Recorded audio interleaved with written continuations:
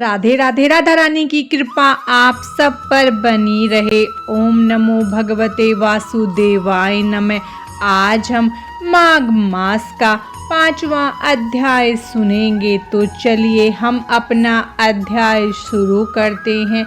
महर्षि वशिष्ठ ने कहा, हे राजा दिलीप, प्राचीन काल की बात है। एक दिवस भगवान नारायण स्वरूप ही दत्तात्रेय जी के सम्मुख महिष्मती नगरी का राजा सहस्त्रा अर्जुन उपस्थित हुआ और उसने विनम्र प्रार्थना की कि उसे माघ स्नान के फल की जानकारी देने की कृपा करे। भगवान दत्तात्रेय ने कहा, हे राजन, एक बार यही प्रश्न देव ऋषि नारद जी ने ब्रह्मा जी से किया था। उन्होंने उनको जो उत्तर दिया था वह संक्षेप में मैं तुम्हें बताता हूँ। भगवान विष्णु को माघ स्नान अति प्रिय है। माघ स्नान से कष्टों का निवारण होता है तथा मनुष्य अग्नि के समान तेजस्वी तथा शुद्ध स्वर्ण के समान निर्मल हो जाता है तथा स्वर्ग को प्राप्त होता है।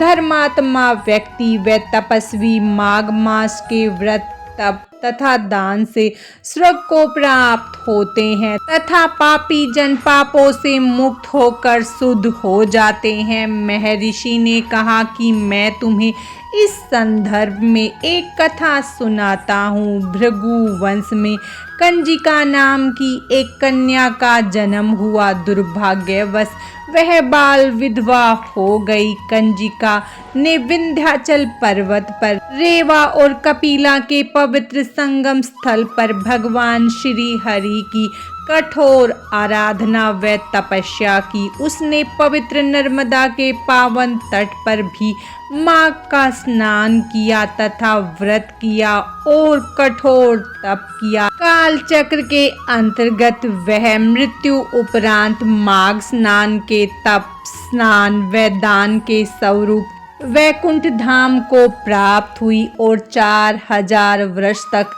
सुख भोगती रही। भगवान विष्णु के सुंद तथा उपसुंद 2 महाबली दैत्यों के विनाश के लिए देवी तिलोत्तमा को अवतरित किया। अपने वैकुंठ निवास पर माघ स्नान तथा पुण्य फल के स्वरूप वह अति रूपवती सुंदरी बनी। उसके रूप को देखकर देवता भी मोहित हो गए थे।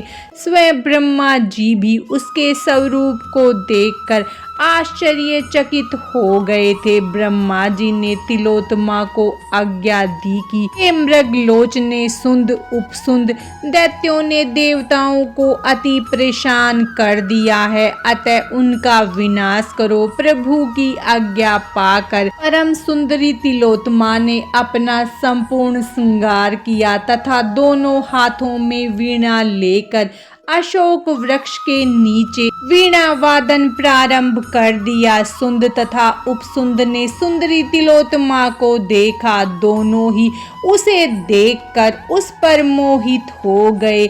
उसके रूप माधुरी को देखकर मुग्ध हो गए और अपनी अपनी पत्नी बनाने के लिए विचार करने लगे। तो दोनों में युद्ध छिड़ गया। दोनों ने अपनी गदाओं से एक दूसरे पर प्रहार करना शुरू कर दिया और दोनों एक दूसरे पर प्रहार करते हुए स्वयं ही मारे गए तथा बाकी दैत्यों का भी नाश हो गया। देवताओं ने प्रसन्न होकर देवी तिलोत्तमा की जय जयकार की तथा वह माघ स्नान के प्रताप से सूर्य लोक को प्राप्त हुई तथा निरंतर सुख भोगती रही। अतः जो प्राणी वैकुंठ धाम की इच्छा रखता है उसे माघ स्नान अवश्य करना चाहिए। माघ मास का 5वां अध्याय समाप्तम। भगवान श्री हरि विष्णु और माता लक्ष्मी की कृपा आप सब पर सदा बनी रहे। राधे राधे।